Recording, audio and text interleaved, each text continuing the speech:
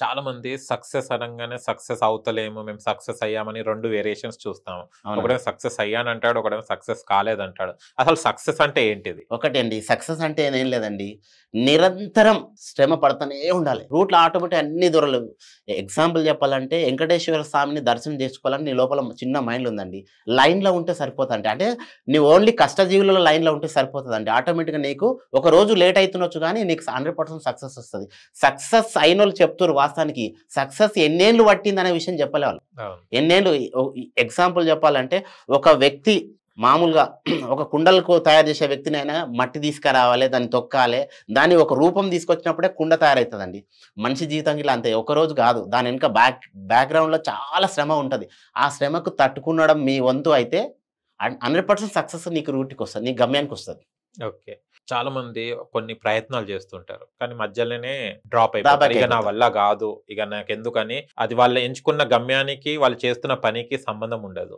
ఇలాంటి వాళ్ళ కోసం మీరేమంటారు? ఒకటండి, వాస్తవానికి వాళ్ళకు ఏందంటే నేను తప్పుగా అనట్లేదు వాళ్ళని. ఎందుకంటే వాళ్ళకు కొంచెం మైండ్ సెట్ అనేది లోపల ఏందంటే నర్వస్ చేస్తుంటది. నర్వస్ ఎందుకు చేస్తుంటదంటే ఎగ్జాంపుల్ నా స్టోరీ తీసుకున్నట్లయితే నేను 2004లో 10థ్ క్లాస్ అయిపోయిందండి. 10థ్ క్లాస్ అయిపోతే మా family family. Okay. Below family అంటే ఒక ఫంక్షన్ కోవాలన్నా ఒక గిఫ్ట్ తీసుకుపోయలేని దిగజారిపోయిన ఫ్యామిలీ మాది యాక్చువల్‌గా. ఓహ్! ఒక గిఫ్ట్ ఒక చిన్న ఒక ₹200 గిఫ్ట్ ఇవ్వాలి, మ్యారేజ్‌లో ఒక గిఫ్ట్ ఇవ్వాలన్న ఫ్యామిలీ దిగజారిపోయిన కుటుంబం. అట్లాటప్పుడు ఏం చేయాలంటే కొన్ని గిఫ్ట్‌లో అవమానం ఇయ్యలేనప్పుడు రిలేషన్ పరంగా, ఫ్యామిలీ పరంగా అవమానాలు ఎక్కువుంటాయి. ఆ అవమానాలు ఎగ్జాంపుల్ తీసుకోవాలండి. ఎగ్జాంపుల్ తీసుకొని రూట్ మస్తున్నాయి. మార్కెట్‌లో రూట్ చాలా ఉన్నాయండి. తీసుకున్న తర్వాత కరెక్ట్ అయిన వ్యక్తి కోసం ఎతకాలి. దొరుకుతారు మార్కెట్‌లో. ఆ రోజు నేను ఈ రోజు హైదరాబాద్ రావడానికి ముందు నేను తీసుకున్నట్లయితే నేను బిజినెస్ మైండ్ నాది. అప్పటి నుండి స్టార్టింగ్‌కెళ్ళి గిట్ట రూపాయిని ₹2 ఎట్ట తయారు చేయాలనేది ఆలోచన తప్ప ఇంకొక ఆలోచన లేదండి.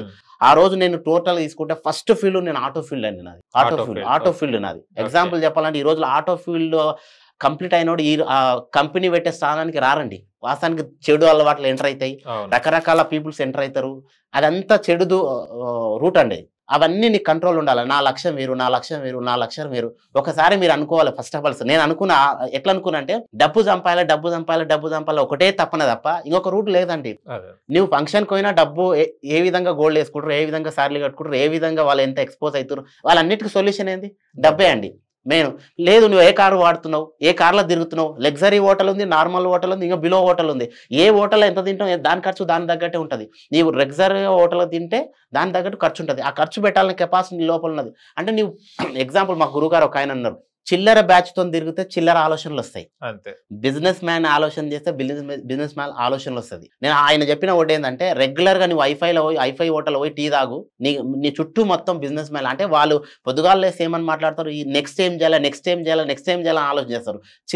చిల్లర వాళ్ళతో తిన్నా అనుకో, ఈ రోజు నేను ఏం చేయాలి, ఇంకోటి ఏం చేయాలి, రెండిటికి తేడా ఉంటదండి. ఈ మైండ్ సెట్ అనేది ఏం చేయాలంటే నీవు ఎక్కడ తిరుగుతున్నావు అనేది నువ్వు చెక్ చేసుకుంటే ఆటోమేటిక్‌గా నీ మైండ్ ఆటోమేటిక్‌గా 100 రూట్‌లోకి వచ్చేస్తది. అంటే సక్సెస్ రూట్‌లోకి వచ్చేస్తది. అదే.